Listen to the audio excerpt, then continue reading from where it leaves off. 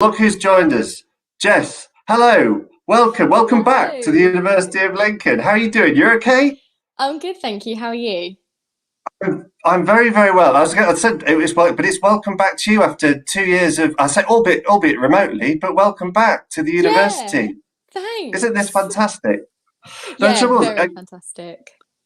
brilliant. Well, guys, Jess Hickey, Ginger Jess, as she's affectionately known, graduated from the university in 2019. Tell me if I'm wrong here, Jess. In 2019 with BA Honours in Drama. Yeah. Yeah, that's it. Oh, yes.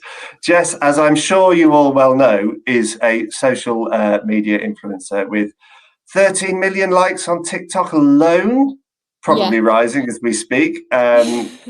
Fantastic, a real success, a really lovely to have Jess back, a real success story as we've been following her progress since she graduated in 2019. Jess is going to talk about her journey at Lincoln and beyond, indeed beyond, how she became an influencer and a little bit of advice perhaps on how to market yourself online and on social media. Guys, please do say hello, put your comments in the chat, and Jess and myself, if I need to, will endeavour to answer. And yeah, just say hello. It's always nice to say hi. Um, and we will keep this as informal and as irreverent as we can. I think that's enough from me, quite frankly, because you're not here to listen to me, here to listen to Jess over there. So, Jess, I'm going to go now and let you crack on and have a bit of a chat. Perfect. Thank you. Right. Wow. This is nerve-wracking. Hello, everyone. So my name is Jessica Hickey. I went to the University of Lincoln in 2016, I think. Yeah, that must be it. That must be right. And then I left in 2019. My journey in Lincoln, I absolutely loved it. Like so many other people that I know, I wanted to do drama since I was a very, very young girl. Like I loved acting and things like that. I loved being creative. It was always my passion. So I said to my parents, I want to go to university. I want to study it because I kind of had it in my head. I want to be an actor. But in the plan B, it was kind of like, I want to like maybe, get into script writing or, I might love the backstage behind the scenes of, acting, going behind the scenes of like theatre. I might really love things like management in theatre. I wasn't really 100% sure what I wanted to do. So that's why I kind of chose the University of Lincoln because I was able to tailor the course to how I wanted to do, like what I wanted to do. There was so many options for me. It wasn't just like a single path. I was able to do acting as well as script writing, as well as arts management, which I didn't even know was a job, which was amazing. I was able to talk to professionals, do things like the Edinburgh Fringe Festival. It was just absolutely amazing. And then once we kind of like came to the end of the journey, I sat there and thought, what do I do now? Like, I think everyone has that realization once they leave uni. They're like, what do I do now? What do I possibly do? And then a little thing called coronavirus came about, which no one was expecting. So I was there, just graduated, have no idea what I want to do, gone back to Essex. None of my friends are around me. None of the like networks I've made in Lincoln was around me. I felt like that's not true, but I felt like that. And I just didn't know what to do. So I tried to do jobs in recruitment. Obviously didn't work very well. Not a very officey type person. And I felt like I was pushing myself to do things that wasn't really fitting with me. Alongside this, I ended up making a TikTok account in 2019. Like literally, I think like May, March, that sort of time, springtime 2019, whilst I was in my final year of uni. I loved TikTok. I thought it was so much fun. How I kind of came about to it was I was testing it out and I thought it was hilarious. I was like, this is such a good app. This is so funny. So I started making really stupid videos and saving them privately and sending to my friends because I was just obsessed with the app and everyone was going to me, Jess, this app is cringe. Stop sending me TikToks. But I couldn't stop. And then one day I came home from a rehearsal from the uni, and I was messing about with one of the videos or sounds, and I posted it publicly instead of privately. I had absolutely no idea, left my phone, came back, and I had like 1,000 views, which blew my mind. Ever since then, I just didn't stop posting. People loved it, so I carried on. And my content in the beginning, I'll fully admit, was cringe, like so cringe. I look back on it now and I'm like, oh my God, what was I doing? But yeah, I was so cringe on the app. I would post every day. I just loved it. I thought it was so much fun. I ended up interacting with so many people. And yeah, that's sort of what I did. I didn't become very big at all. It wasn't until I left university that it started to kick up a notch.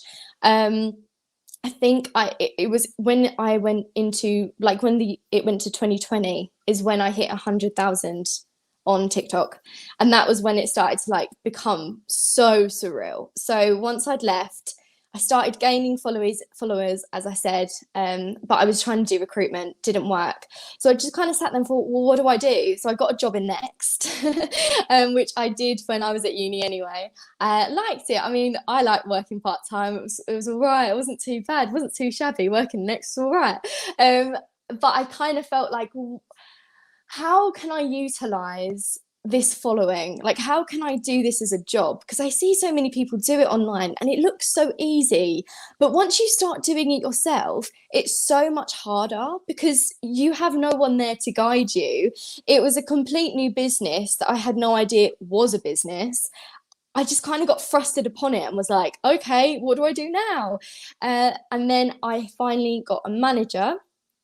And then since then, I've been posting on TikTok and Instagram for a full-time job, which I have to laugh at it because it's like never in my wildest dreams did I think that I could just sit there and say, yeah, I just post things on social media and I get paid for it. Like, what kind of universe do we live in that like that happens? But yeah, it happened. And yeah, my TikTok blew up completely. I'm now almost on 700,000. I have almost 50,000 on Instagram, which is crazy.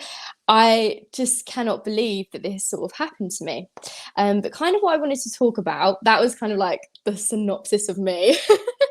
What I kind of wanted to talk about was how I ended up marketing myself and how you can utilize social media for yourself and ultimately like a business or something like that, because social media is so incredible, like it really is. And I think some people don't understand that social media can be utilized as a tool. So as I said, I was posting willy-nilly. I was posting anything I wanted to. It didn't really matter what time of day. I just did it, ended up getting followers.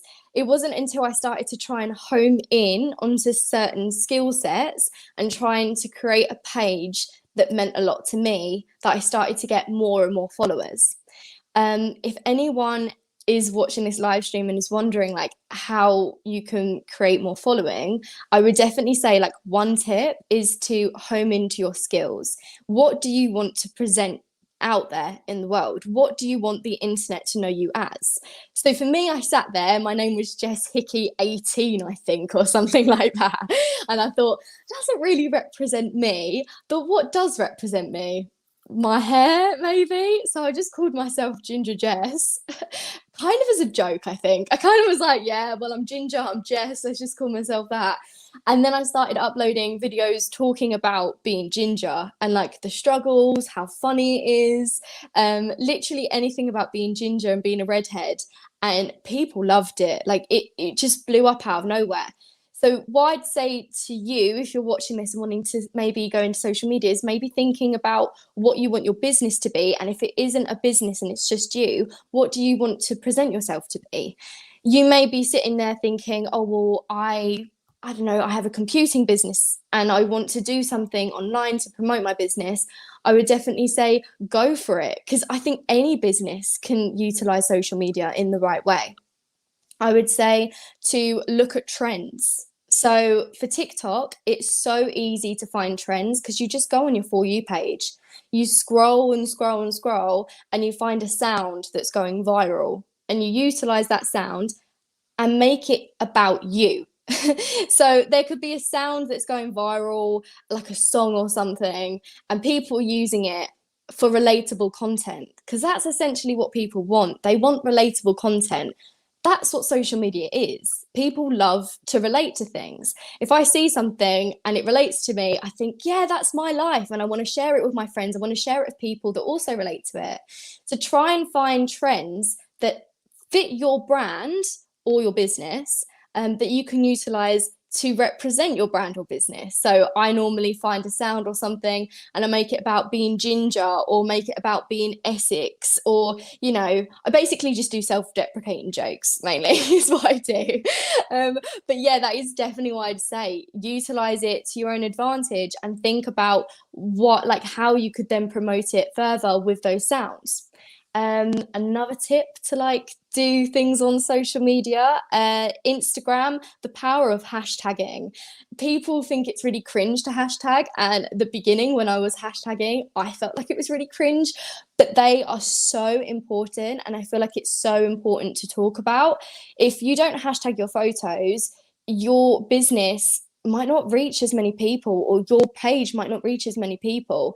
But don't hashtag everything under the sun, like I don't know, hashtag face, hashtag eyes, hashtag lips. Like that's not going to get you anywhere. You've got to maybe look into the trends on the explore page, see what sort of content you like and that you want to also replicate, and then look into those people's hashtags, steal people's hashtags, completely steal it. Like, it's fine.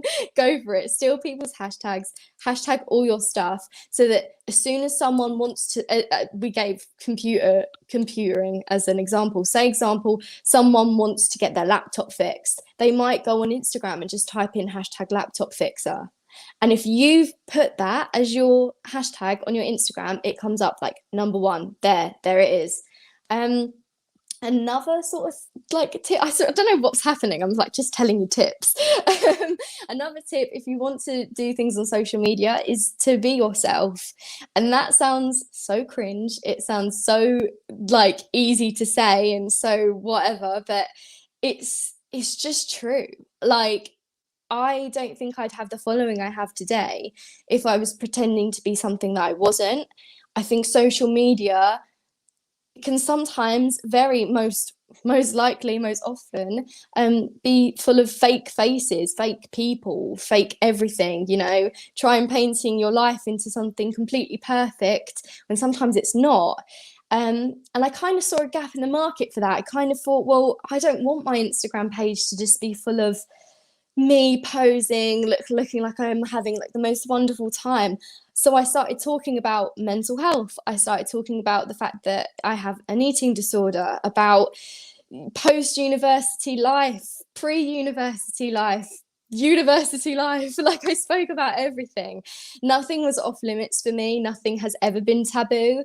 So I think trying to be yourself is the only way that you can be, especially when it comes to online, because people want to see realness. People don't want to see fakeness. I mean, you can look at the Kardashians, for example, and see fakeness, but people don't relate to that. People don't think, oh yes, I'm exactly like Kim Kardashian. No, they just look at Kim Kardashian and go, she's beautiful, but they don't think, oh, I've got the lifestyle of Kim Kardashian. They want to feel related to. So try and do relatable content, try and relate to people, talk honestly, talk openly. I think people get scared when it comes to social media for some reason. They think, oh well, it's going to be online forever, and but it's fine. It's honestly okay. Post what you want to. If you have some sick skill doing juggling, for example, you know how to do circus skills, and you want people to see it, go for it. Upload videos about it, talk about it. There'll be people who want to learn about it.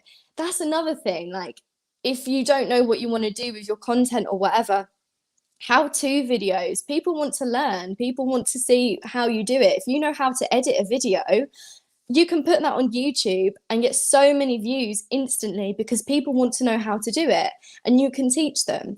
I think social media is a very cool thing. Like, you can do anything and everything on there, and potentially lead to some really cool opportunities. Like, I went to the Brit Awards with TikTok, which was something I never thought I'd ever be able to do. Not only go to the Brit Awards, but also like be with celebrities going to the Brit Awards. I was like, this is crazy.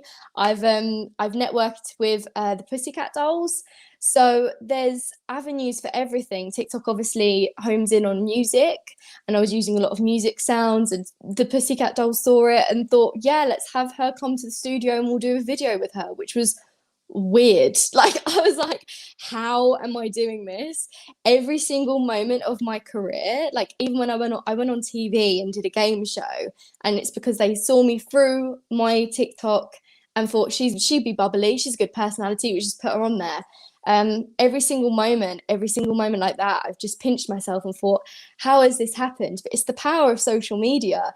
I think anyone can do it. I really do. I'm not going to sit here and say I have anything particularly special about me or any particular skill set about me it happened that way. It didn't happen that way. That's not the truth. I just started making content and people liked it. And I think anyone can do that. You can do that with your business. You can do that with yourself. If you want to become an actor, obviously my field is in drama, so I'm going to relate it to drama. But if you want to be an actor and you've got this amazing idea for a show or something, but you don't have funding, you don't have the people, you don't have the production, just film it on your phone and just upload it and see what happens. People may love it, people may not like it, but at least you tried, at least you did something about it. I don't know where I'd be right now if I didn't just accidentally post that video and put it on public. I don't know where I'd be right now if I didn't continue it and just make a fool of myself and make all those cringe videos so that I can be here today. I think the power of social media is so important, and really, really interesting, really interesting. But yeah, I don't really know what else I have to say. I'm going to kind of leave it there because I don't feel like I'm rambling. But yeah, that's kind of like what I wanted to talk about. Thanks, Chad. That was great. That was really, really good. It's a massive education, and actually, the stuff in there that I'm going to ask loads and loads of questions if that's all right. Yeah, no, please do. I'm really, really interested. Graham said hello. We'll say hello to Graham. Hello, hi, guys. Graham. Please do if you do have any more questions for Jess, plant them in the chat and say hello. We've got a few coming. We had a few beforehand as well. I know that Beth from Ipswich, she gave me. Oh, before I go to Beth's question, I want to ask this one actually. You said first of all, obviously you didn't see this coming. Yeah. So you did what did you see coming at the end of university? What is it you wanted to do? Because obviously this has come out of nowhere. Yeah. So when I left university, I kind of went back to Essex, and I honestly had no idea what I wanted to do. I think in my head I wanted to be like an actor. I think that was always the main goal. But also from the university, I learned that I'm really good at marketing, because I used to market loads of shows and try and get into that and like arts management. I was obsessed with it. So so when I started posting the videos and stuff, I just saw it as a way to kind of like market myself in a weird way, like just to have fun, play with it or whatever. And once I left, I kind of was like, yeah, let's try and go into marketing. And there was no really jobs that were like coming out to me. I tried to go into recruitment, that didn't work. So I ended up just working in Next for ages, and it wasn't until the pandemic hit. And once the pandemic hit, I just thought, well, I've got all this time on my hands, I might as well just really go for it on TikTok and see what could possibly happen. Like, I've seen influencers, I know that it could potentially be a thing, but I didn't really know how it could be a thing. I just did it. I think the fact that you did drama at Lincoln, I want to sort of preemptively say that undoubtedly helped in regards to sort of your confidence, because you are, although it being you are still performing as you are still creating something, and it is tremendously creative. And I just want to pick up on that idea that it is you and it's real. This idea, I mean, my friend commented on something that I did on Twitter, and she said, "Oh, you've let your online persona slip." So, my online persona? So you do realise this is me. This is I don't, I have no other level. As Yeah. you mean you're really that much of an idiot? Yes, I am. This is Yeah. me. But that's really interesting to me. That yeah, it's almost you. It's you, but you're basically putting a version of yourself across, and people will pick up on something fake straight away. Yeah. So with doing drama at the uni, if I hadn't, I mean, to be fair, kind of how all this really came about, which really boosted me up was I did a solo performance at the university for my final year, for my final performance, and it was a show about sex education, and I loved it. I loved it so much. So I posted it everywhere, and at that point, I really don't think my content was very me. I think it was Right. kind of, I think it was very, please, no one look back on my old videos, they're so cringy. But I think it was really like trying to hop on trends. I never really showed much of my personality. I don't even think I spoke in a video for months until this kind of happened. And I posted the sex education video onto my Instagram, and so many people found me all of a sudden and started talking about, safe sex and sex education and things that I was actually passionate about. And that's when I sat there and thought, whoa, okay, so you can have a lot more better engagement, more meaningful conversations, and can actually like change people's lives if you talk about things that mean something to you, that you're not just doing your online persona, because I think we're all guilty of it at some point. We all post things because we want people to think we're happy, or we want people to think we're having a great life. And you might be having a great life, which is why you posted it. But there's always that other side, that flip coin, where you're not maybe doing okay, or you don't know what you're doing or whatever. So Yeah. once you start talking about those serious situations and like just being a real person and not just like a 2D picture on Instagram, people can relate to you, people talk to you more, the engagement's massive. And yeah, once I realized that like talking about issues that mean a lot to me and not hiding myself, it worked out quite well. Yeah. I think that's really, really great, because I've got a daughter, and she goes, she does sex education at school, and she talks about these things that perhaps are thought of taboo, and that's actually, well, you can, talk about whatever you want to me, talk about, and Yeah. let's make ourselves comfortable talking about it. And Mm-hmm. actually little things like boys not being in certain lessons and stuff like that. So I think to myself, well, how are they going to learn these things? How are they going to learn about menstruation? Exactly. And that is, are they, no, we must be talking about these things the whole time. Sorry, I'm going off on one there. Let's get to the comments. Emily, that's nice, Emily. You're awesome, Jess. Proud Oh, of you. thank you, Emily. Oh, Here we dogs. go. We didn't warn them about the dogs, did we? Oh, we didn't, no. Do you want to introduce your dogs, Jess? This is Yeah. 21st So century cliche. the most amazing acoustics of my dogs barking right now is my dog Bailey and my dog Tilly, and they're setting each other off in the garden right next to me. I can see them doing it. No, stop that. Well, we'll welcome the dogs into the show. I think that's absolutely fine. Yeah. Do you know what? Let's have a Lincoln specific question, because it is Ooh. from David. David Cook. What was your go-to venue in Lincoln for food? For food. Well, Oh, why that's a not? really good question.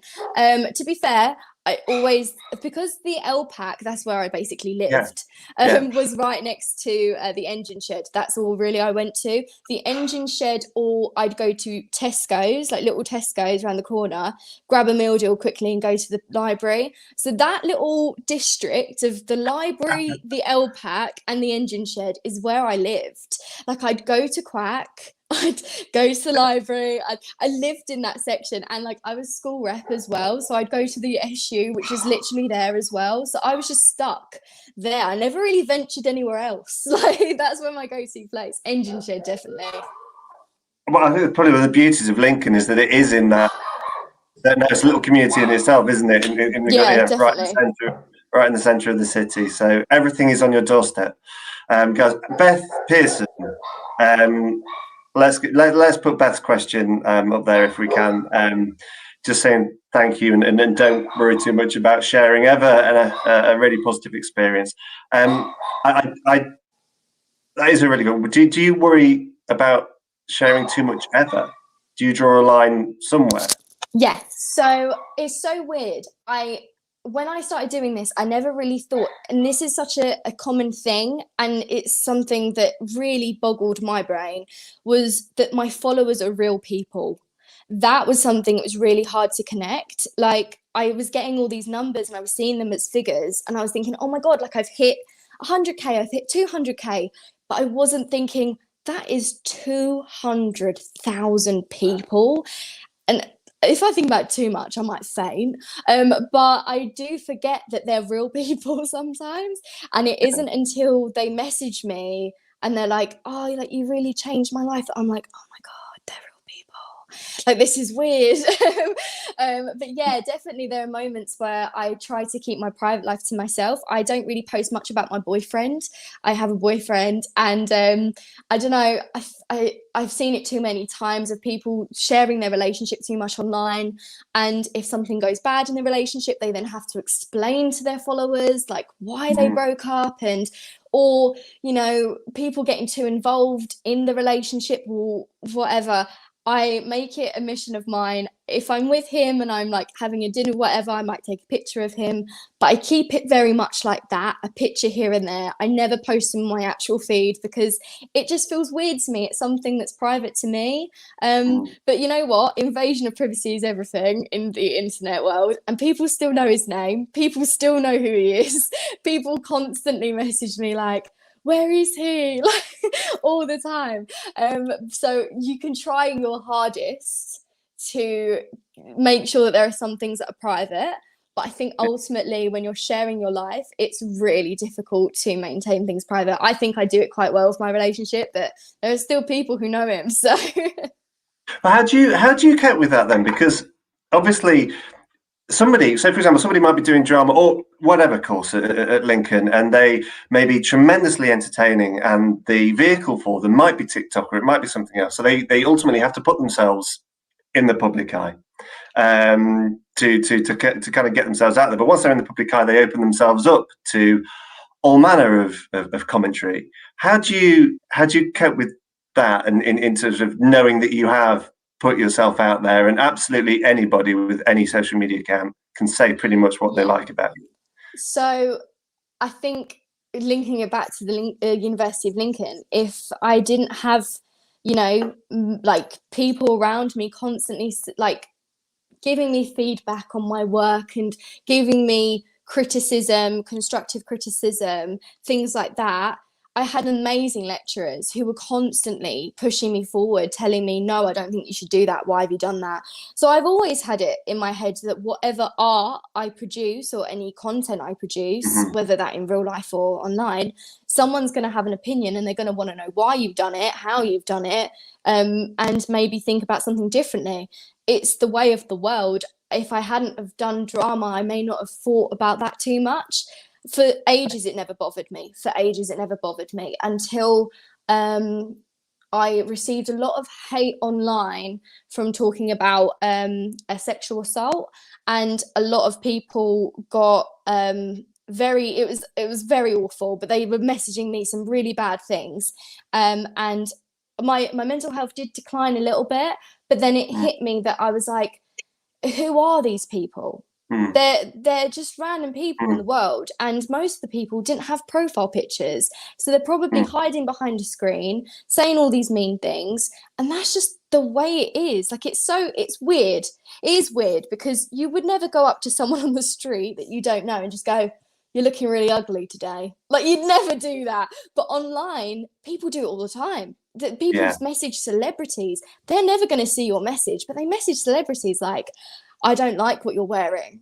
yeah. As if I don't know, Camilla Cabello is going to be like, oh, I'm really bothered that 2156 username really was not okay with what I wore today. I just think you've got to go into life and think, whatever I do, someone's going to be angry with it. Whatever I say, someone's going to be angry with it. They're not going to be supportive, but I'm just going to do whatever I want because it's my life and I'm going to post what I want. I'm going to say what I want. I'm going to be who I want to be. And you can't think about what other people think about you because that's not your life. You're not living your life. So I try and live that through my life as well as online. As soon as that clicked in my head, it's been so much easier to see hate comments and to see bad comments. And I'll tell you this, even if you're not on social media doing it full time or whatever, and you're just doing it for a bit of a laugh and you see something you don't like, the block button is your best friend. There's such a bad misconception with the block button. They think it's weak for blocking people. It's not. It's setting healthy boundaries that sometimes you need to do. And there can be some people that are too persistent, block them, it's done, it's gone, it's out of your view, it's out of mind, it's done. I think that's a tremendously healthy outlook. Yes, yes. The mute button is my friend on Twitter. I can tell you that much. Oh yeah. Yeah, tremendously helpful. Natalie's got a really good question. Jess, you went to of course you went to Lincoln, but you had a really lovely time, and it's fantastic to hear. But what would your advice be for someone who's perhaps unsure about going to university, who is to and referring us whether it's a good idea for them? I think you've really got to weigh up your options. University is for 3 years. Like, it's a long commitment. It is, you may be moving away from home. You may be seeing people that you've never met before, and you may be really anxious about it and you don't want to do it. I think everyone's different. If, for example, what you want to do in the future doesn't need a degree and you're really not sure you want to do it and whatever, maybe that's not the best option for you. There are so many other options. You could look for apprenticeships, you can look for other jobs, internships. But for me, what made me want to do university over even drama school, because I was even contemplating drama school, but it was the university life that I wanted so badly. I wanted to meet new people. I wanted to explore a different part of the country. I wanted to, see other people's opinions, different cultures, different views. I wanted to explore that. And if that's something that you're terrified about, you don't want to do, that sounds scary, you don't want to do it, then maybe think about another option, because that's essentially what you're doing. You're moving to a different part of the country, having this different experience. And again, not everything is going to be good for you. What's good for you may not be good for me. Weigh up your options, think about it long and hard, because as I said, university is a big commitment. It's 3 years. It's obviously money involved. And if you feel like it's not necessarily good for you, then maybe don't do it, because it'd just be an extremely strenuous time for you. If you go there and end up not wanting to do it, you may completely regret it. But try it. Why not? There's nothing harm in trying something. All I'll say, if you are unsure, guys, get in touch with us and come and see us. Come to an open day. There's if you go on the website, you can book a tour. We're doing tours of the campus, a beautiful campus. And when, as Jess will probably testify, when people come to Lincoln, it's when they come here, they tend to fall in love with the place. It's unlike any other university. Like, I was going to go to the University of West London because obviously it's near me. I live in Essex, and the campus was all over London. There was just like bits of building everywhere. So I'd have to counter in going to the tube and getting on the tube to go from one lesson to another, and the rate of like how expensive it was so expensive to live in London. I went to the University of Lincoln. The campus is just one big campus. You just walk to and from. It's so easy to get everywhere. The feeling of the campus was lovely. It was cheap. Oh my God, guys, like, if you don't know University of Lincoln, it is so cheap. You could get a £1.50 Jaeger bomb. That is brilliant. Nowhere else does that.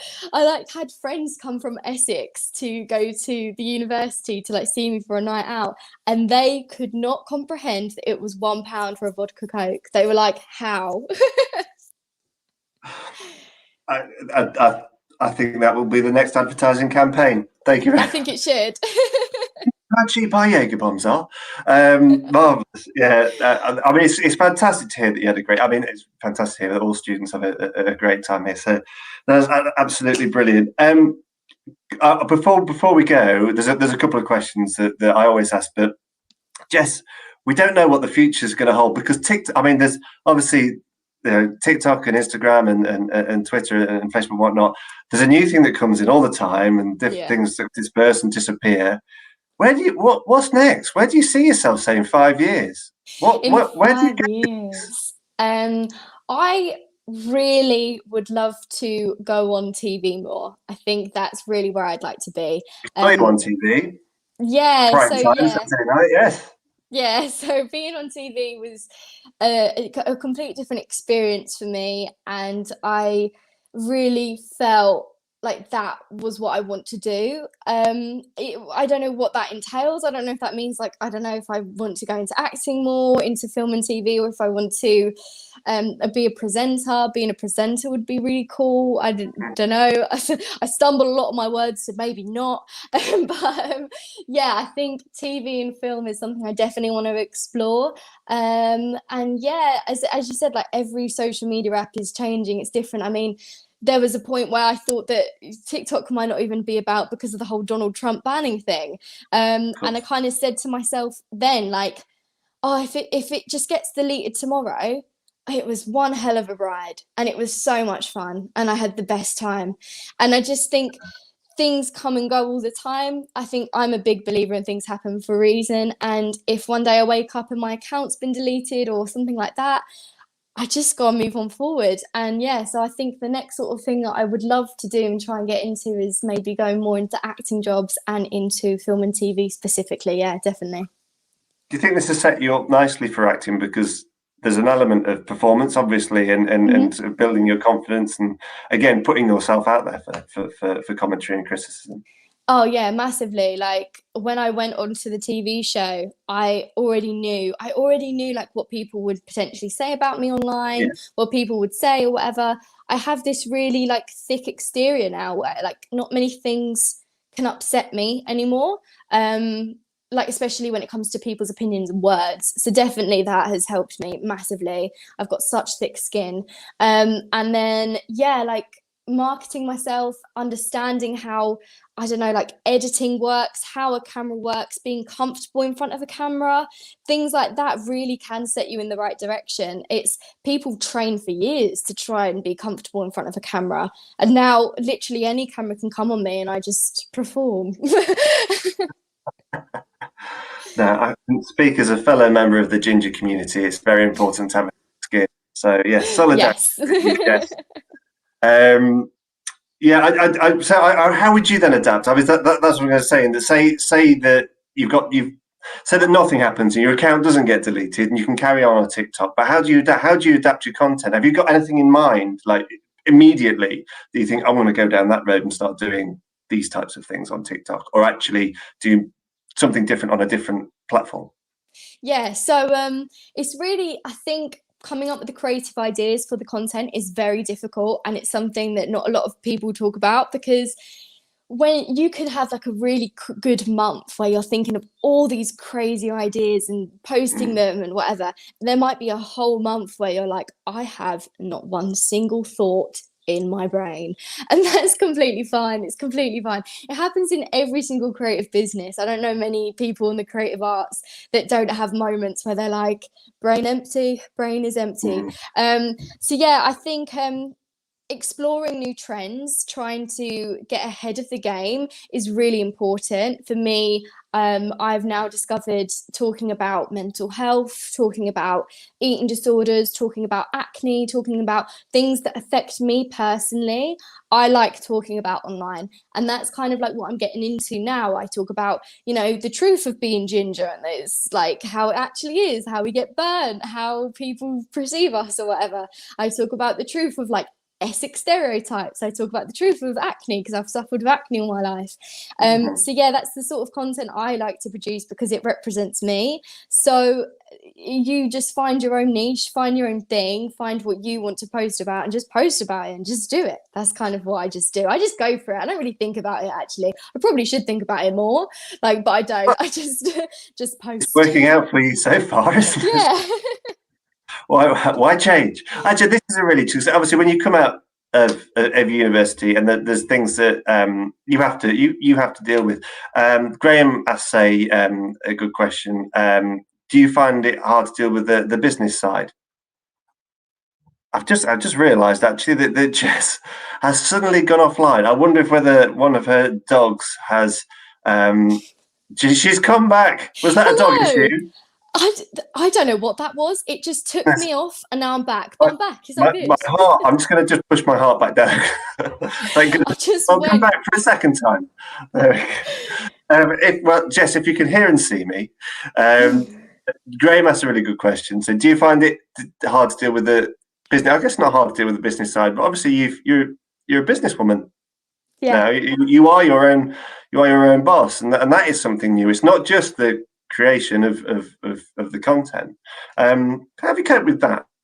That is so difficult. It's something that, as I said, I got thrusted upon this. This wasn't something I sought out. Maybe if you sought out to do it, you'd have an idea of a business plan, but I had no clue what I was doing. Was 1 minute just in my university house posting cringy TikToks. The next minute, people were asking me to create advertisements for big companies. Like, I'm working with Amazon Prime. I've worked for Amazon Prime like 6 times now. Like, we're very good friends. It's very weird. And then I've got a new campaign with Walls Ice Cream. That's the weirdest thing ever. These are big companies that are Yeah. asking me to produce content for them, and I'm like, I don't know. But yeah, to kind of make it into a business, I really needed help, and I think never be afraid to ask for help. If you don't know something, ask people. I asked so many influencers. Some people didn't reply back to me, some people did. Some big influencers replied back to me when I was like, hi, I'm just starting out. How do you set your fees? What are fees? How do I create an invoice? How do I generate business to come to me? How can I reach out to other businesses? Please, I really need your help. 9 times out of 10, they might say no, but that one person could say yes. And Yeah. I fortunately had some really good connections, networking in events and stuff. When you get invited to events, networking with people, talking to people, you can really gauge how to then make it into a business. So when I first started, I couldn't even tell you how it worked or anything. Now I can tell you everything. I know exactly how it works and how to market yourself and how to create briefs and stuff. There are so many influencers as well that create like help books and stuff on how to create it into a business. But yeah, ask people in your field, even if it isn't influencing or social media or anything. You could be doing your dissertation, like even doing your dissertation. If you want a question, ask the author of the book, if they're still alive, like we don't know, but like ask the author of the book. They may turn around and say, no, I don't want to know or anything, but ask. No shame in asking, because you'll never know. Yeah. Don't ask, don't get. So yeah, I just asked Yeah. so many people. You're not the first person to say that, to be honest with you. We Craig Bradley, a DJ who's at Lincoln, and he worked with the artist Amy Douglas. And I asked him, so how did you get to work with her? Oh, I just asked her on Facebook. Yeah. And that was it. That was the extent of it. You know, you'd be brave enough. What's the worst that's going to happen? They say no, like They end say of no or they story. don't. Yeah. Yeah. Well, I think that's really interesting. Well, the fact that you've got into this and had to go head first, you've ultimately kind of, for want of a better term phrase, upskilled yourself. You now have this set of skills in regards to business and invoices and tax, I imagine, all that type of stuff that you now have to do, which kind of sets you up for so many other things. If you do go into acting, your tax will be sorted, no problem. Yeah. Fantastic. Now we do this. We're going to do some time traveling, Jess. Okay. This is to everybody. You're going back to I'm going to have a guess, 2016. Yeah. And you're 18 again. What are you telling that 18-year-old? I am telling that 18-year-old to go for every single opportunity that ever comes in front of her. And that essentially is kind of what I did, but I really needed to hear that, especially when I first came to the university. I never said no, like to anything. Like any person that came up to me from the university, they were like, "Do you want to go for school rep?" Yes, I do want to go for school rep. Why not? Let's try it.